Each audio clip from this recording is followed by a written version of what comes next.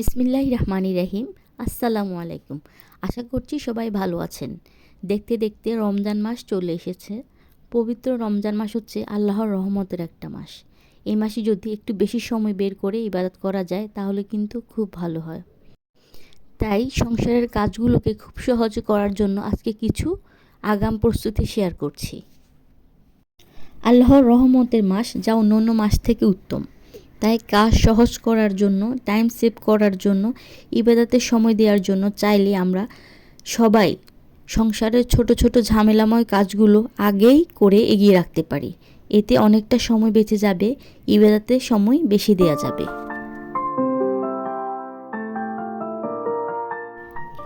প্রথমে এখানে আমি কিছু ছোলা সেদ্ধ করে প্যাকেট করে রাখছি। এতে করে প্রতিদিন ছোলা ভিজানোর যে সময়, এই সময়টা সেভ হবে।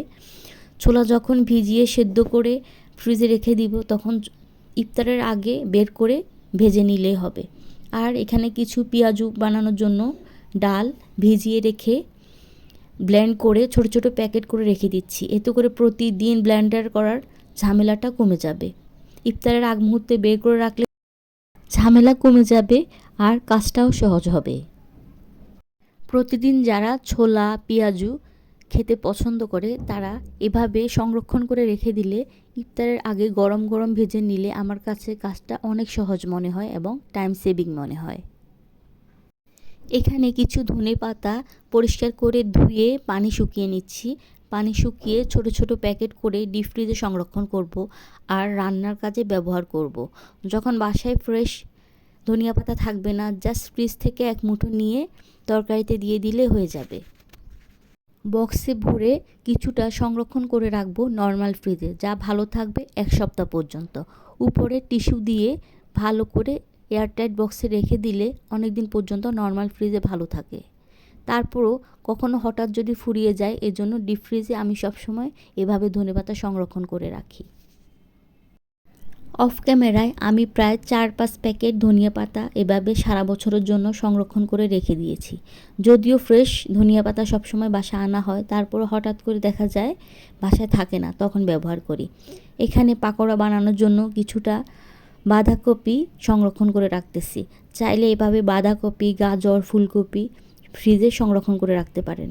অবশ্যই ডিপ ফ্রিজে রাখতে হবে। আর এখানে কিছু পেঁয়াজ রেখে দিচ্ছি ডিপ ফ্রিজে। হঠাৎ কখনো কাটা অনেক ঝামেলা মনে হলে এখান থেকে নিয়ে ব্যবহার করব। সামান্য একটু রসুন কুচি রেখে দিচ্ছি, যখন কোনো ভাজাভুজির কাজ করব তখন বের করে ব্যবহার করব। কিছু ফ্রেশ কাঁচামরিচ এখানে চপ করে নিচ্ছি। আমার কাছে একদম পেস্ট করে রাখার চেয়ে এরকম করে রাখলে ভালো মনে হয়। এতে করে যে কোনো সময় পাকোড়াতে, পেঁয়াজুতে ব্যবহার করা যায় অথবা ফ্রাইড রাইসে। কিছু কাঁচামরিচ ধুয়ে পানি শুকিয়ে ভালো করে একটা এয়ারটাইট বক্সের নিচে টিস্যু দিয়ে ঢাকনা দিয়ে রেখে দিলে নর্মাল ফ্রিজে ভালো থাকবে অনেক দিন। এতে করে বারবার ধোয়ার ঝামেলা কমে যাবে আর যে কোনো সময় ব্যবহার করা যাবে। আর আমি কিছু এ পর্যায়ে আদা রসুন চপ করে নিচ্ছি। এতে করে যে কোনো রকম পেঁয়াজুতে, ভাজাভুজির কাজে, ফ্রাইড রাইসে অথবা যে কোনো কাজে ব্যবহার করা সহজ হবে। এখান থেকে নিয়ে জাস্ট দিয়ে দিলে হয়ে যাবে। এখানে কিছু আদা রসুন আমি পেস্ট করে নিচ্ছি। এই পেস্ট করার কাজে আমি ব্যবহার করছি 3 টেবিল চামচ পরিমাণ সয়াবিন তেল। এতে করে ডিপ ফ্রিজে রাখলে শক্ত হবে না, নরম থাকবে। এই পেস্ট করা আদা রসুন বাটা নর্মাল ফ্রিজে ভালো রাখতে চাইলে, বেশি দিন রাখতে চাইলে এখানে আরও কিছু জিনিস যোগ করে দিতে পারেন, যেমন তেলের সাথে হলুদের গুঁড়ো আর লবণ। এই দুইটা জিনিস, তেল, হলুদের গুঁড়ো, লবণ, এই তিনটা দিয়ে রাখলে নর্মাল ফ্রিজে ভালো থাকে প্রায় 15 দিন পর্যন্ত। এখানে কিছু লাল মরিচ ভেজে নিচ্ছি, যেটা রোজার সময় খুবই ইম্পর্ট্যান্ট। এইভাবে শুকনো মরিচ ভেজে তেলে ক্রাশ করে রাখলে, চিলি ফ্লেক্স বানিয়ে রাখলে যে কোনো খাবারে রোজার সময় বা রোজার ছাড়াও ব্যবহার করা যায়। আর এখানে কিছু গোলমরিচ নিয়ে নিচ্ছি। আমি এখানে ছোট ছোট 2টা প্যাকেট নিয়েছি। এই গোলমরিচগুলোকে আমি গুঁড়ো করে রেখে দিব এয়ারটাইট বক্সে ভরে, ভালো থাকবে অনেক দিন। কিছু জিরা আর ধনিয়া একসাথে তেলে ব্লেন্ড করে রেখে দিতে পারেন। এতে করে যে কোনো খাবারে ব্যবহার করলে স্বাদ বেড়ে যাবে অনেক গুণ। আমি কিছু জিরা ব্লেন্ড করে রাখতেছি আর কিছু ধনিয়া হালকা তেলে ব্লেন্ড করে রাখতেছি। চাইলে একসাথেও বানিয়ে রাখা যাবে।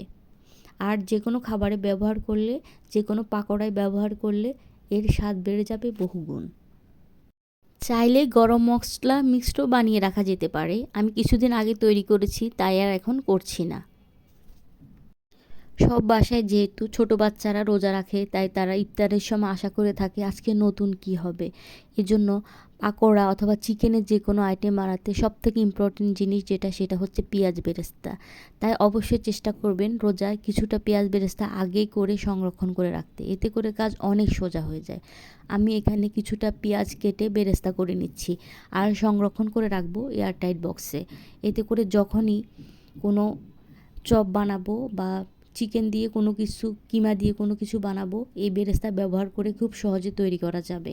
আর বাচ্চারা তো চপ বা চিকেনের কোনো আইটেম খেতে এরকম ট্রেতে জমিয়ে যে কোনো কিছু এয়ারটাইট প্যাকেটে নিয়ে নিলে, অর্থাৎ জিপলক ব্যাগে নিয়ে নিলে ফ্রিজে জায়গা সেভ হয়।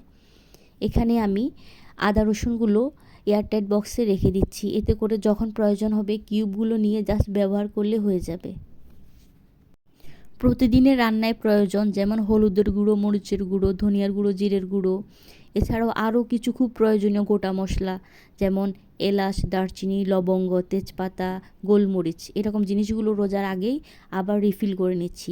এতে করে খুব তাড়াতাড়ি শেষ হয়ে যাবে না, একসাথে শেষ হবে, আবার প্রয়োজনে আবার রিফিল করে নেওয়া যাবে। আমি এভাবে করে রিফিল করে নিচ্ছি। রমজানে ইফতারে সবার খুব প্রিয় একটি জিনিস হচ্ছে শরবত। আর এই শরবতে প্রতিদিন লেবু কেটে চিপা খুব ঝামেলার মনে হয়। এজন্য কিছু লেবু আগে চিপে সংরক্ষণ করে রাখলে এই রস ব্যবহার করা যাবে ইফতারের সময়। চিয়া সিডের শরবত হোক, তোকমার শরবত, ট্যাং, রুহাবজা বা যে কোনো রকম শরবতে খুব সহজে ব্যবহার করা যাবে লেবু শরবত। আমি অনেকগুলো লেবু চিপে রস করে রেখেছি, সংরক্ষণ করে রেখেছি ডিপ ফ্রিজে। আর কিছু কিমা সংরক্ষণ করে রেখেছি। এভাবে করে কিমা সংরক্ষণ করে রাখলে নুডলস, পাস্তা অথবা দেখা যায় যে কি হালিম রান্না করতে চাইলে বের করে ঝটপট হালিম রান্না করে নেওয়া যায়।